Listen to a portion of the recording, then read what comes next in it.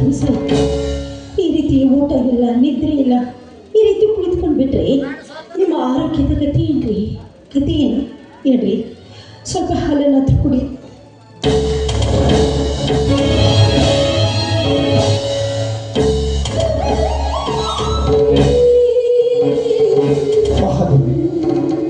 ಮಗ ಮಾಡಿದ ಮಾನಹೀನವಾದ ಕೃತಿಗೆ ಮನೆತನದ ಮಾನವೆಲ್ಲ ಕುಸಿದು ಮಣ್ಣು ಪಾಲಾಗಿ ಹೋಯ್ತು. ಮಾನವಿ ಮಣ್ಣು ಪಾಲಾಗಿ ಹೋಯ್ತು.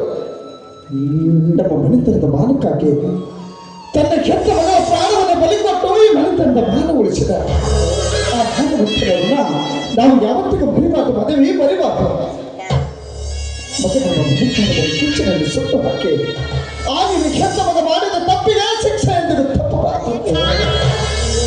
ಅದಕ್ಕಾಗಿ ಮಾನವಂತರ ಮನೆತನದಲ್ಲಿ ನಿಂತುಕೊಂಡು ನಾನು ಒಂದೇ ಒಂದು ನಿರ್ಧಾರ ತೆಗೆದುಕೊಂಡಿದ್ದೇನೆ. ಮಾಡಿದೆ ಈಗ ಯಾವ ನಿರ್ಧಾರವನ್ನು ತೆಗೆದುಕೊಂಡಿದ್ದರೆ ನಿಮ್ಮ ಮನೆತನದಲ್ಲಿ? ನಾನು ಕೇಳುವಂಥ ಮಾತುಗಳಿಗೆ ನೀನು ಮರು ಉತ್ತರ ಅಷ್ಟೇ ಕೊಡಬೇಕು. ಹೆಚ್ಚಿಗೆ ಮಾತಾಡಬಾರ್ದು. ಏನು ಕೇಳಿ? ನಾನು ನಿನಗೆ ಏನಾಗಬೇಕು? ನನ್ನ ಕೊರಳಿಗೆ ಕಾಲು ಕಟ್ಟಿರುವ ಗಂಡ, ಅಲ್ಲಿ ನನ್ನ ಪಾಲಿನ ದೇವರಲ್ಲಿ ಗಂಡನ ಆಜ್ಞೆಯನ್ನು ಪಾಲಿಸುವಂಥದ್ದು ಸತಿಯಾದವಳ ಧರ್ಮ, ಅದವಳ ಆದ ಕರ್ತವ್ಯ. ಹೌದಲ್ವೇ? ಹೌದು. ಒಂದು ವೇಳೆ ನನ್ನ ಆಜ್ಞೆಯನ್ನು ನೀನು ತಿರಸ್ಕರಿಸುತ್ತೆ, ನಿಜವಾಗ್ಲೂ ಸತಿಯಲ್ಲ ರೀ. ಪತಿಗೆ ದ್ರೋಹ ಮಾಡುವ ಸತಿ ದ್ರೋಹಿ. ಸರಿ, ಹಾಗಾದ್ರೆ ಈಗ ನಾನು ಒಂದೇ ಒಂದು ಮಾತು ಕೇಳ್ತೀನಿ. ಮಗ, ನಾನು ಕೇಳುವ ಮಾತು ನಡೆಸಿಕೊಡ್ತೀನಿ ಅಂತ ನೀನು ನನಗೆ ಮಾತು ಕೊಡಬೇಕು. ನಿಮ್ಮ ಮಾತು ಯಾವುದು ಅಂತ ತಿಳಿದುಕೊಳ್ಳಾರ್ದೆ ನಿಮಗೆ ವಚನವನ್ನು ಕೊಟ್ಟು ವಚನ ನಿಮ್ಮ ಅಂತರಂಗದಲ್ಲಿರುವ ಮಾತನ್ನು ಬಹಿರಂಗಪಡಿಸಿ ಮಾತು ಯಾಕೆ ಸತಿಯಾದವಳ ಪತಿಯ ಆಜ್ಞೆಯನ್ನು ಪಾಲಿಸುವುದು ಸತಿಯಾದಂತಹ ಧರ್ಮವನ್ನು ಇದೀಗ ತಾನೇ ನನ್ನ ನಾಲಿಗೆಯಿಂದ ನೀನೇ ನೋಡ್ತಿರುವೆ ಅಲ್ವೇ? ಅಂದಾಗ ನನ್ನ ಮಾತಿನ ಅಂತರಂಗವನ್ನು ತಿಳಿಯುವಂತಹ ಅವಶ್ಯಕತೆ ನಿನಗಿಲ್ಲ. ನನ್ನ ಮಾತು ನಡೆಸಿಕೊಟ್ಟು ಅಥವಾ ಇಲ್ಲ ಅಷ್ಟೇ. ನನ್ನ ಹೆತ್ತವರಲ್ಲಿ ಹಾನಿ ಮಾಡಿ ಹೇಳ್ತಾ ಇದ್ದೀನಿ. ನಿಮ್ಮ ಮಾತನ್ನು ನಡೆಸ್ಕೊಳ್ತೀನಿ.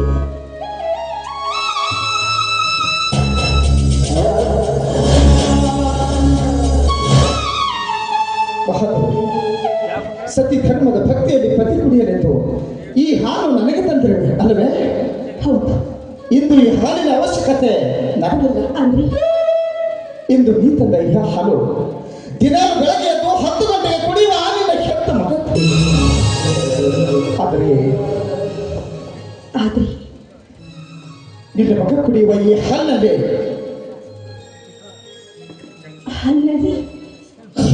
ವಿಷ ಹಾಕಿ ಕುಡಿಸಿ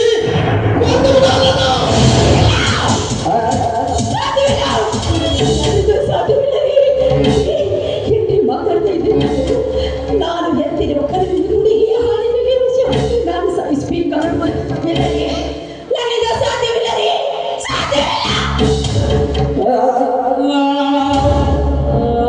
ಹೌದು ಮದುವೆ, ಹೌದು. ಇದು 9 ತಿಂಗಳು ಹೊತ್ತು ನಿಮಗೆ ಹಾಲು ಕೊಟ್ಟು ತುತ್ತು ಮಾಡಿ ಉಳಿಸಿದ ಆಗಿದ್ದ ಹೆತ್ತ ಕರುಳಿನ ಕರುಳು ಆದ್ರೆ ವಿಧಿ ವಿನ್ಯಾಸದ ದುರಂತದಲ್ಲಿ ಹೆತ್ತ ಮಗನನ್ನು ಬಲಿ ಪಡೆಯುವಂತಹ ಹೆತ್ತವರ ಹಣೆಯಲ್ಲಿ ಭ್ರಮ ಬರ್ತಿರುವಾಗ ಅದನ್ನು ತಪ್ಪಿಸಲು ಯಾರಿಂದಲೂ ಸಾಧ್ಯವಿಲ್ಲ. ಮನವೇ ಸಾಧ್ಯವಿಲ್ಲ. ಮಗನಿಗೆ ಮಮಕಾರವನ್ನು ಕಿಚ್ಚಿನಲ್ಲಿ ಈ ಮನೆತನದ ಮಾನವನ್ನು ಉಳಿಸಲು ಮುಂದಾಕು. ಯಾಕಂದ್ರೆ ಹೆತ್ತ ಮಕ್ಕಳ ಪ್ರಾಣಕ್ಕಿಂತಲೂ ಈ ಮನೆತನದ ಮಾನವ ಪ್ರಾಮುಖ್ಯವಾದದ್ದು. ಮನವಿ ಪ್ರಾಮುಖ್ಯವಾದದ್ದು. ಈ ಮನೆಯ ಮಾನಕ್ಕಾಗಿ ಆಗಿದ್ದ ಹೆತ್ತ ಮಗನ ಪ್ರಾಣವನ್ನು ನೀನು ಬಲಿ ಪಡೆಯಲೇಬೇಕು. ಮನವಿ ಪಡೆಯಲೇಬೇಕು. ನನ್ನ ಮಗನ ಪ್ರಾಣ ಹೋಗುತ್ತೆ ಅಂತ ಚಿಂತೆ ಮಾಡ್ತಾ ಇಲ್ಲ ರೀ. ಚಿಂತೆ ಮಾಡ್ತಾ ಇಲ್ಲ. ಜಗತ್ತಿನಲ್ಲಿರುವ ಯಾವ ತಾಯಿಯು ತಾನೇ ತಾನು ಹೆತ್ತಿರುವ ಕರುಳಿನ ಕುಡಿಗೆ ಹಾಲಿನಲ್ಲಿ ವಿಷ ಹಾಕಿ ಸಾಯಿಸ್ತಾಳೆ. ತಾಯಿ ಏನಾದ್ರು ಜಗತ್ತಿನಲ್ಲಿ ಉಂಟೇನ್ರಿ? ಜಗತ್ತಿನಲ್ಲಿ ಉಂಟೇನ್ರಿ? ಯಾಕೆಂದ ಮದುವೆ ಈ ನಮ್ಮ ದೈವ ಪರೀಕ್ಷೆ ಮಾಡಲು ನಿಂತಾಗ ಭಕ್ತ ಸಿರಿಯರ ರಾತಿಗೆ ಅವರ ಸತಿಯಾದ ಚಂದ್ರಮತ್ತೆ ತಾನು ಹೆತ್ತ ಮಗನ ಕುತ್ತಿಗೆಯನ್ನು ಮತ್ತು ತೆಗೆದುಕೊಂಡು ಕತ್ತರಿಸಿ ಹಾಕಿ ಮಕ್ಕಳಿಗೆ ಊಟ ಬೆಳೆಸಲಿಲ್ಲವೆ? ಬಾಲಚಂದ್ರನ ಹೆಂಡತಿ ಅನಸೂಯ ಗಂಡನ ಆತಿಗೆ ತನ್ನ ಮಗನನ್ನು ಬಲಿಕೊಂಡಿರುವೆ. ಅದರಂತೆ ಈ ಮನೆತನದ ಮಾನವನ್ನು ಕಳೆಯಲು ಮುಂದಾದ ಆ ನಿನ್ನ ಹೆತ್ತ ಮಗನ ಪ್ರಾಣವನ್ನು ನೀನು ಬಲಿ ಪಡೆಯಲೇಬೇಕು. ನನಗೀಗ ಹೆಚ್ಚಿಗೆ ಮಾತಾಡುವಂಥ ಅವಶ್ಯಕತೆ ಇಲ್ಲ. ನನ್ನದು ಈಗ ಏನಿದ್ರು ಒಂದೇ ಒಂದು ಮಾತು ಅಷ್ಟೇ. ಏನಿದು? ನಿನಗೆ ಮಗ ಬೇಕೋ ಇಲ್ಲ ನಿನಗೆ ಮಂಗಲ ಬೇಕೋ? ನಿನಗೆ ಮಗ ಬೇಕೋ ಇಲ್ಲ ಮಂಗಲ ಬೇಕೋ? ಮಗವೇ ಯಾವುದು ಬೇಕು?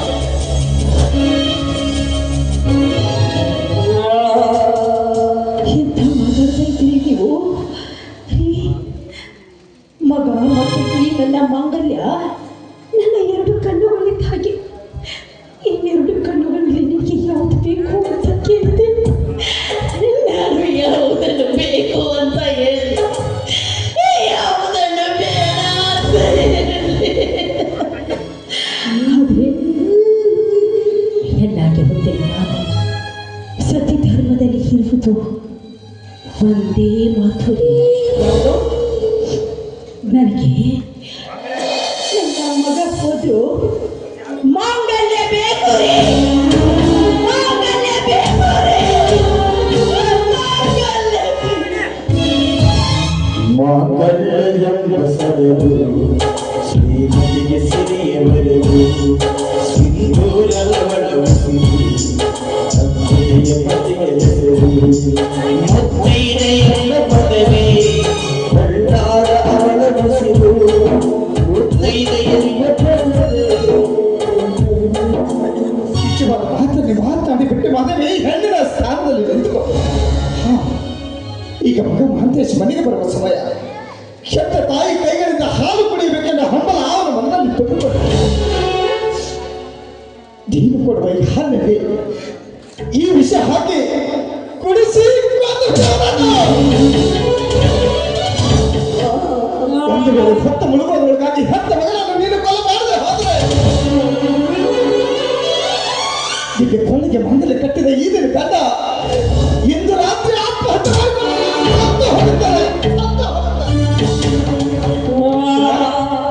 ನಮ್ಮಿಬ್ಬರನ್ನು ಉಳಿಸಿ ನೀನು ಸತ್ತಿದ್ದೆ ಆದ್ರೆ ನಿನಗೆ ಯಾವುದನ್ನು ಉಳಿಸ್ಕೊಳ್ಬೇಕು, ಯಾವುದನ್ನ ಕಳೆದುಕೊಳ್ಬೇಕು ಎನ್ನುವ ನಿರ್ಧಾರ ನನಗೆ ಬಿಟ್ಟೆ. ಮಹಾದೇವಿ, ನಾನು ಮನೆಗೆ ಬರಲಿ ಬರೋಸ್ತೇನೆ.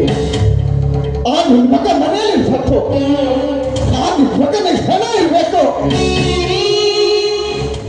ಹೋದ್ರೆ ನಿನ್ನೆ ಕೊರಲಿರುವ ಮಂಗಲ ಇದು ನಿನ್ನದಲ್ಲ.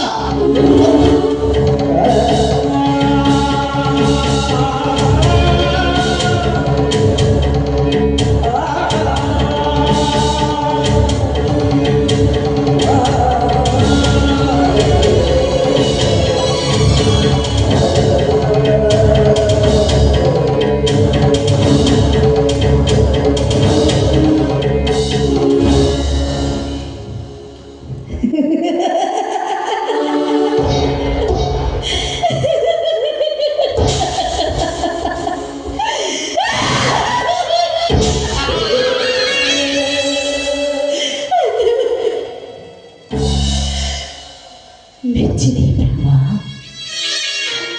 ಮೆಚ್ಚಿದೆ ನೀನು ಬರೆದಿರುವ ಈ ವಿಧಿ ಬರಹವನ್ನು. ಅದಕ್ಕೆ ಬರೆದವರು ಒಂದು ಮಾತು ಹೇಳ್ತಾರೆ, ಬ್ರಹ್ಮ ಬರೆದಿರುವ ಬರಹವನ್ನು ತಪ್ಪಿಸುವುದಕ್ಕೆ ಯಾರಿಂದಲೂ ಸಾಧ್ಯವಿಲ್ಲ ಅಂತ. ಭಗವಂತ, ಮಗನೆಂಬ ಹಸಿ ಮಾಂಸದ ಮುದ್ದೆಯನ್ನು ನನ್ನ ಹುಡುಗಿಯಲ್ಲಿ ಹಾಕಿದೆ. ತುಗಳ ಕಣ್ಣಿಗೆ ಬೀಳ್ಬೋದು ಅಂತ ಕಾವಲಿಗಾಗಿ ನನ್ನನ್ನೇ ಇದ್ದೆ. ಈಗ ಅದೇ ಹಸಿ ಮಾಂಸದ ಮುದ್ದೆಯನ್ನು ತಿನ್ನುವುದಕ್ಕೆ ಹುಲಿಯನ್ನಾಗಿ ನನ್ನನ್ನೇ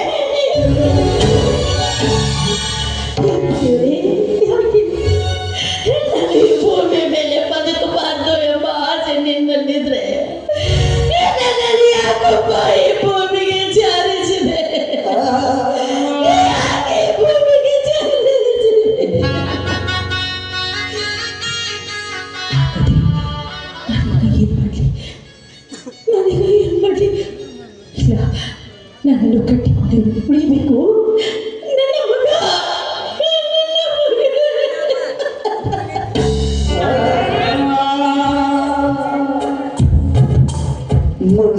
ಕಾಡಲಿ ತಿರುಗಲಿ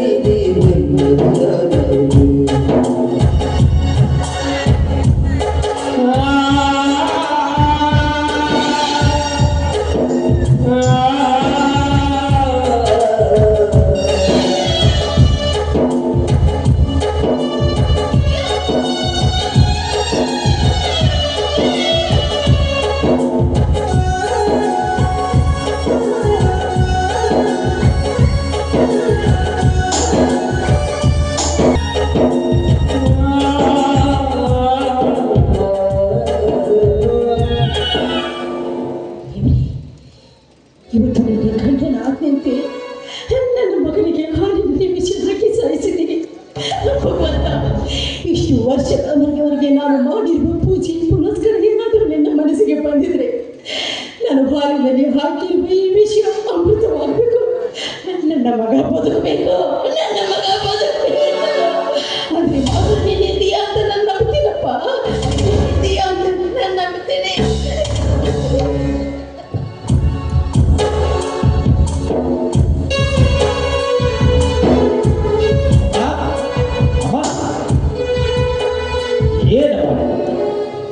ಮಗ ಮನೆಗೆ ಬರುವಷ್ಟರಲ್ಲಿ ಹಾಲಿನಿಂದ ಕೈ ಹಿಡ್ಕೊಂಡಿರ್ತೀರಮ್ಮ. ಎಷ್ಟಮ್ಮ ಈ ನಿನ್ನ ಮಗನ ಮೇಲೆ ಪ್ರೀತಿ ಮಮತೆ ವಾತ್ಸಲ್ಯ. ಅವ್ವ, ನಿನ್ನ ಹೊಟ್ಟೆಯಲ್ಲಿ ಹುಟ್ಟಬೇಕಾದ್ರೆ ಮಕ್ಕಳು 7 ಜನ್ಮ ಪುಣ್ಯ ಮಾಡಬೇಕಮ್ಮ.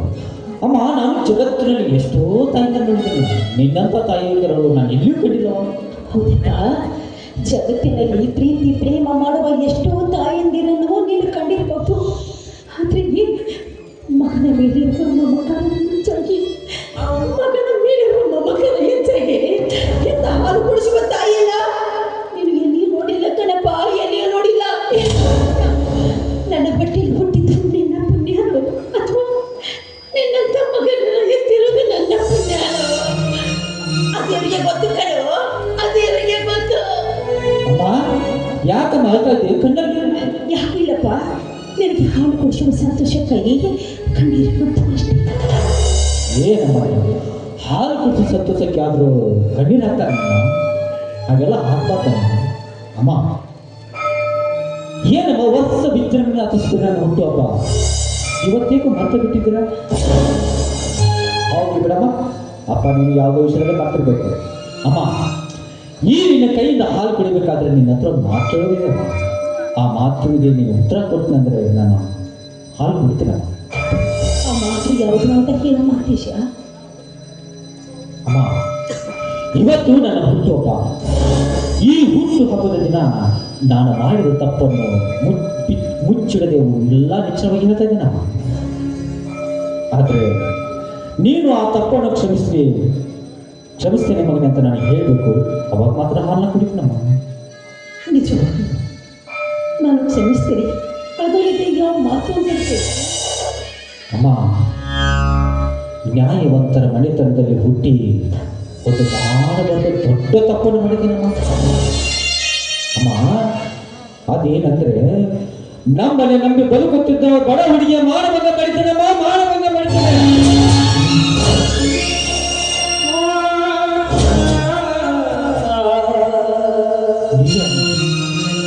ಆದ್ರೆ ಅವ್ವ, ನಾ ಮಾನವಂಗ ಮಾಡಿದ್ದಕ್ಕೆ ಆ ಹುಡುಗಿ ಆತ್ಮಹತ್ಯೆ ಮಾಡಿಕೊಂಡು ಪ್ರಾಣಬಿಟ್ರು.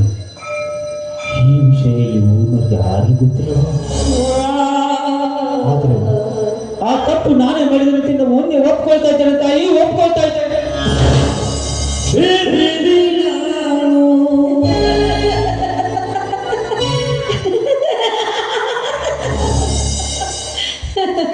ಅಮ್ಮ, ಯಾಕಮ್ಮ ಈ ಥರ ನಗ್ತಾ ಇದೆಯಾ? ಕಾಂತೇಶ, ಬೆಕ್ಕು ಕಣ್ಣು ಮುಚ್ಚಿಕೊಂಡು ಹಾಲು ಕುಡಿದ್ರಿ ಈ ಜಗತ್ತೇ ನೋಡಿಲ್ಲ ಅಂತ ತಿಳಿದಿತ್ತಂತಪ್ಪ. ಹಾಗಾದ್ರೆ ಈ ವಿಷಯ ಇಲ್ಲಪ್ಪ, ಈ ಕಡೆ ನನಗೆ ಹೇಳ್ತಾ ಇದೆಯಲ್ಲ, ಈಗ ಗೊತ್ತಾಯ್ತು ಅಷ್ಟೇ. ಹೌದಾ?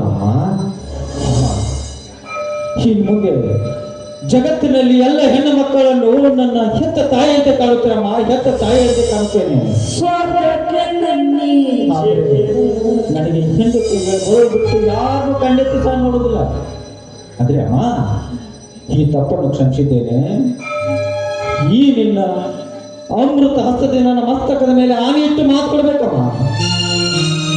ಇಂದಿನಿಂದ ನನ್ನ ಮಗನಾಗಿ ಬೆಳಕು ಈ ನಿನ್ನ ತಪ್ಪಿಸಿದ್ದೇನೆ, ತಪ್ಪನ್ನು ಕ್ಷಮಿಸಿದ್ದೇನೆ ಅಂತ ಹೇಳಮ್ಮ. ಅಮ್ಮ ಕ್ಷಮಿಸಿದ್ದೀನಿ ಅಂತ ಹೇಳಿ ನೀನು ಹಾಗಷ್ಟಲ್ಲಮ್ಮ, ವಿಷ ಕೊಟ್ಟು ಕುಡಿತಾನಮ್ಮ. ಈ ನಿನ್ನ ಮಗ ವಿಷ ಕೊಟ್ಟು ಕುಡಿತಾನೆ. ಆದ್ರೆ ಈ ತಪ್ಪನ್ನು ಕ್ಷಮಿಸ್ತೀಯ ತಾನೆ? ಮುಕ್ಕೋಟಿ ದೇವರು ತಾಯಿ ಪಾದಲಿಡುವರು, ಕೈ ಬಿಡಿದು ಬೇಡುವೆನು ನಿನಗೆ ಕ್ಷಮೆಯ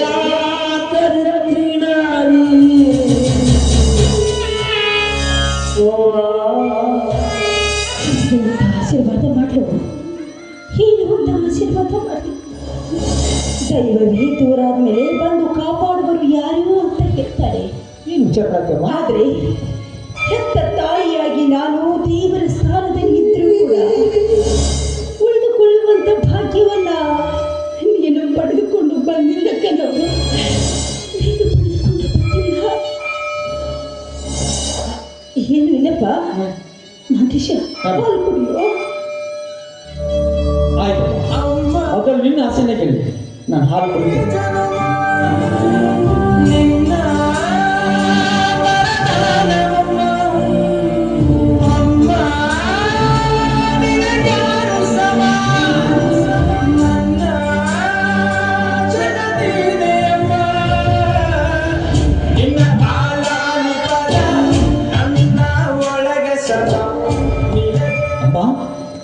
ನೀನು ಹೇಳಿದಂತೆ ಹಾಲು ಕೊಟ್ಟಿದ್ದೇನೆ, ಈಗಲಾದ್ರೂ ನನ್ನ ತಪ್ಪನ್ನು ಕ್ಷಮಿಸಿರ್ತಾನೆ.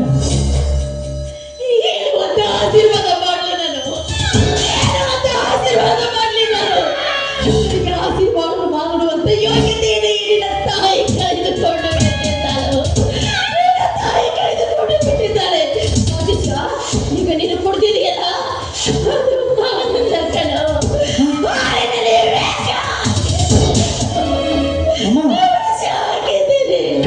ಏನ್ ಹೇಳ್ತಾ ಇದ್ದಮ್ಮ ನೀನು? ನೀನು ಮಾಡಿ ಬರ್ತಾ ಫೋನಿನ ತಂದೆಯವರ ಕಣ್ಣಿಗೆ ಬಿದ್ದಿದೆ.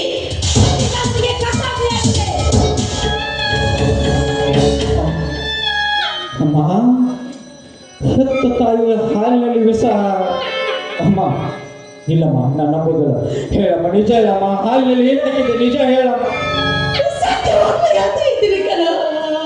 ಇವತ್ತು ಈ ನಿನ್ನ ಹೆತ್ತವಳ ಹಾಲು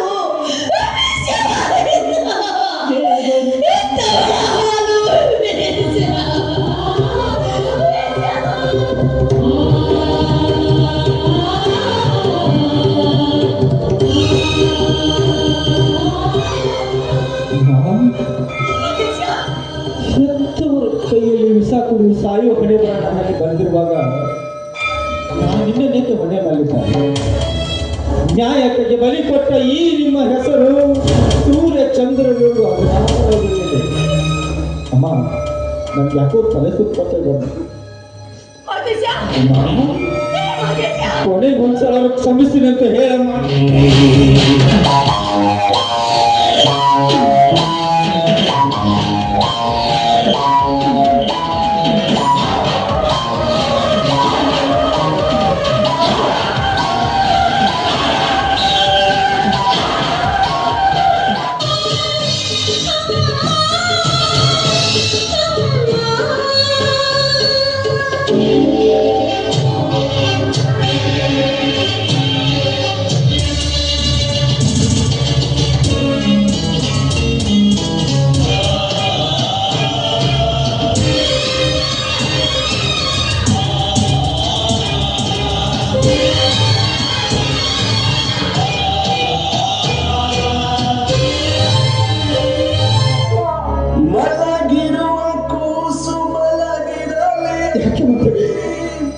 ಬಹುನ ತಾಳಿಕೊಂಡು ಕುಳಿತುಕೊಂಡಿರುವೆ. ಆದಿದ್ದ ದುಃಖದ ಕಡಲು ನಾನು ಅರ್ಥ ಮಾಡಿಕೊಂಡಿರುವ ಮದುವೆ ಅರ್ಥ ಮಾಡಿಕೊಂಡಿರುವೆ. ಆದ್ರೆ ಏನ್ ಮಾಡುವುದು? ಇದೆಲ್ಲವೂ ನಮ್ಮ ಪಾಲಿಗೆ ಅನಿವಾರ್ಯ ಮಹದೇವಿ, ಅನಿವಾರ್ಯ.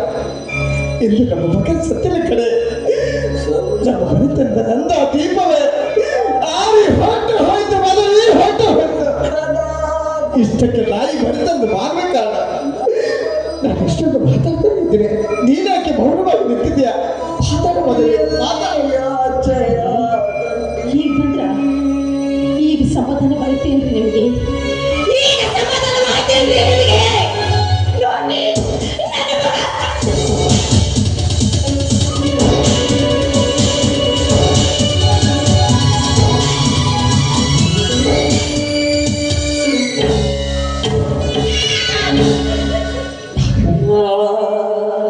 ಮುಂದುವರಿಸ್ಬೇಡ. ಈ ಮಾತು ಮತ್ತೊಬ್ಬರಿಗೆ ಗೊತ್ತಾದ್ರೆ ಭೂಚನ ಮನೆ ತುಂಬೆ ಹೋಗುತ್ತಾರೆ. ಅವರಿಗೆಲ್ಲ ಗೊತ್ತಾಗುವಷ್ಟರಲ್ಲಿ ಶವ ಸಂಸ್ಕಾರ ನಡೆದು ಹೋಗಲಿ. ನೀವಿಲ್ಲೇ ಇರು, ನಾನು ಹೋಗಿ ಎಲ್ಲ ವ್ಯವಸ್ಥೆ ಮಾಡ್ಕೊಂಡು ಬರ್ತೇನೆ. ನಿಂತ್ಕೊಡ್ರಿ. ಇವತ್ತು ಕೊನೆಯದಾಗಿ ಯಾಕೋ ಏನು ನಿಮ್ಮ ಪಾದಕ್ಕೆ ಹಣೆ ಹಚ್ಚಿ ನಮಸ್ಕಾರ ಮಾಡಬೇಕು ಅಂತ ತುಂಬ ಆಸೆ ಆಗ್ತಾ ಇದೆ ರೀ, ತುಂಬ ಆಸೆ ಆಗ್ತಾ ಇದೆ. ನಿಮ್ಮ ಪಾದ ಕೊಡಿಸೋರಿ, ನಮಸ್ಕಾರ ಮಾಡ್ತೀನಿ. ಯಾಕೆ ಮದುವೆ? ಏನೇನೋ ಏನೇನೋ ಈ ನಿನ್ನ ಮನ ಬಂದಂತೆ ಮಾತಾಡ್ತಾ ಇದ್ದೆಲ್ಲ ಯಾಕೆ? ಬದುಕಿಸಿಕೊಡು ಈ ಕೆಟ್ಟ ಗಳಿಗೆ ಕನಸಾಗಬಾರದೆ, ಈಗ ಎಂದು ಒಮ್ಮೆ ನಗಬಾರದೆ. ನನ್ನೊಂದಿಗೆ ಜೀವನ ಸಾಗಿಸುವ ಮನಸ್ಸು ನಿನಗಿಲ್ಲವೇ ಮದುವೆ? ನಿನಗಿಲ್ಲವೇ? ಅಂತ ಮಾತಾಡ್ತಾ ಇದ್ದೀರಿ ನೀವು. ನಿಮ್ಮಂಥ ನೀತಿವಂತ ನ್ಯಾಯವಂತ ಗಂಡನನ್ನು ಪಡಿಬೇಕಾದರೆ ನಾನು ಪುಣ್ಯ ಮಾಡಿದ್ದೀನಿ ರೀ, ನಾನು ಪುಣ್ಯ ಮಾಡಿದ್ದೀನಿ. ನೋಡಿ, ಏನು ಜನ್ಮ ಅಂತ ಇದ್ರೆ ನೀವೇನು ಗಂಡನಾಗಿ ಬನ್ನಿ ಅಂತ ಆ ದೇವರಲ್ಲಿ ಬೇಡ್ಕೊತೀನಿ. ನಾನು ಆ ದೇವರಲ್ಲಿ ಬೇಡ್ಕೊತೀನಿ. ನೀವೇನು ನನ್ನ ಮಗನಿಗೆ ಹಾಲಿನಲ್ಲಿ ವಿಷ ಹಾಕಿ ಸಾಯಿಸಿ ಅವನನ್ನು ಕೊಂದು ಬಿಡು ಅಂತ ಹೇಳಿದ್ರೆ ನಾನು ಕೂಡ ನಿಮ್ಮ ಮಾತಿನಾಗೆ ಹಾಗೆ ಮಾಡಿದ್ದೇನೆ, ಹಾಗೆ ಮಾಡಿದೆ. ಆದರೆ ಇಂಥ ಕರುವಿನ ಕೊನೆಗೆ ಹಾಲಿನಲ್ಲಿ ವಿಷ ಹಾಕಿ ಸಾಯಿಸಬೇಕಾದ್ರೆ ನನ್ನ ಕರುಳು ಯಾಕಂದು ಕಠೋರವಾಗಿರ್ಬೇಕು, ಕಠೋರವಾಗಿರ್ಬೇಕು. ಅದಕ್ಕೆ ನನ್ನ ಮಗ ಕುಡಿಯುವುದಕ್ಕಿಂತ ಮುಂಚಿತವಾಗಿ ಅದರ ಅರ್ಧ ಹಾಲು ನಾನು ಕೊಟ್ಟಿದ್ದೀನಿ.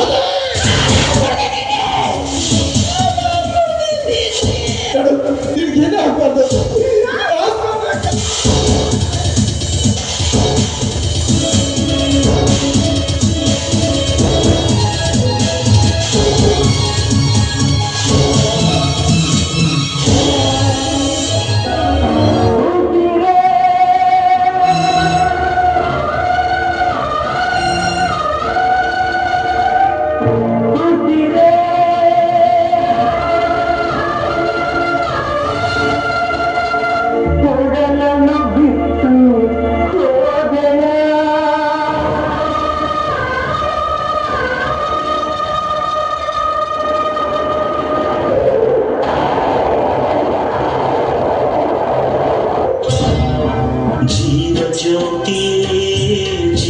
ಜ್ಯೋತಿ ನನ್ನ ಒಂಟಿಯಾಗಿ ಬಿಟ್ಟು ಹೋದೆ ಯಾವ ನೀತಿಯೇ?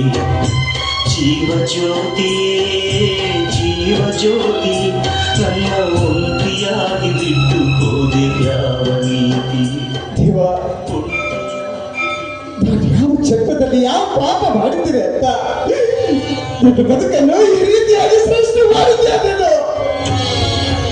ತ್ಯಾಗ, ನೀತಿ, ಸತ್ಯ, ಧರ್ಮ ಈ ಕಲಿಯುಗದಲ್ಲಿ ನನ್ನ ವೈರಿಗಳಾಗಿ ಮಾಡಿದ್ದೇನೆ. ಇಲ್ಲಿ ನ್ಯಾಯವಂತರಿಗೆ ನೆಲೆ ಇರುವೆ, ನೀತಿವಂತರಿಗೆ ನಿಲ್ಲಲು ಅವಕಾಶ ಇರುವೆ, ಧರ್ಮವಂತರಿಗೆ ಪುಣ್ಯದ ಕೆಲಸ ಮಾಡಲು ಆ ಕಾರಣ ಇಲ್ಲವ ದೇವ.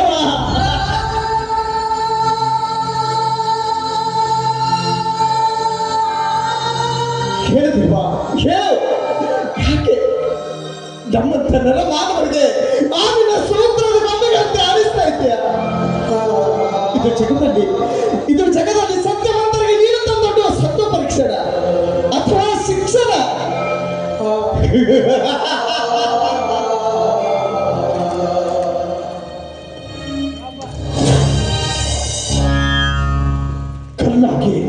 ಕಲ್ಲಾಗಿ ಕುಳಿತ ಕಳ್ಳ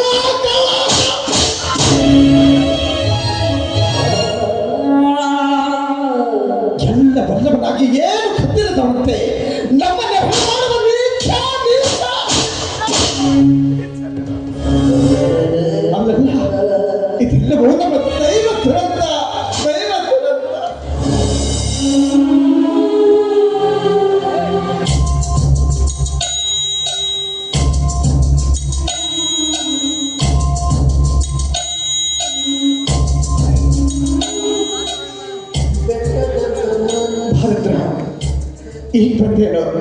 ನಾನು ನಿನಗೆ ಮಾತು ಕೊಟ್ಟಂತೆ ನೀನು ಮಾತು ನಡೆಸ್ಕೊಟ್ಟಿದ್ದೀನಲ್ಲ. ನೋಡು, ಇನ್ನು ಮುಂದೆ ನಾನು ಕಾಶಿ ಅಥವಾ ಕಲ್ಯಾಣಕ್ಕೆ ವಿಶ್ರಾಂತಿ ಪಡಿಬೇಕಂತ ಹೋಗ್ತಾ ಇದ್ದೆ. ಈ ಮನೆತನದ ನ್ಯಾಯ, ನೀತಿ, ಸತ್ಯ, ಧರ್ಮ ಎಲ್ಲ ತೂಗಿಸ್ಕೊಂಡು ಹೋಗುವ ಶಕ್ತಿ ನಿನ್ನಲ್ಲಿದೆ. ಅದಕ್ಕಾಗಿ ಇನ್ನು ಮುಂದೆ ಈ ಮನೆತನದ ನ್ಯಾಯವನ್ನು ನೀವೇ ನಡೆಸ್ಕೊಂಡು ಹೋಗ್ಬೇಕು. ನ್ಯಾಯ ಅಂತ ಬಂದ್ರೆ ಅಣ್ಣ, ತಮ್ಮ, ಅಕ್ಕ, ತಂಗಿ ಯಾರೇ ಆಗಿರ್ಬೇಕು, ಎಲ್ಲರಿಗೂ ನ್ಯಾಯ ಒಂದೇ ಆಗಿರ್ಬೇಕು. ಇದು ಈ ಧರ್ಮರಾಜ್ ಕೊಡುವ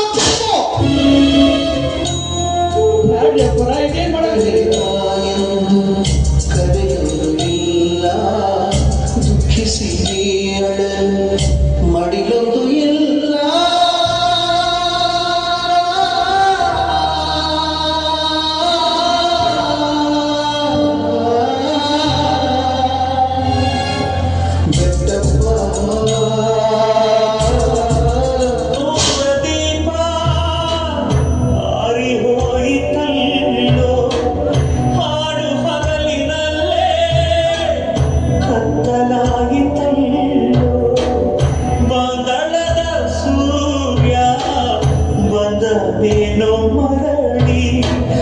Chica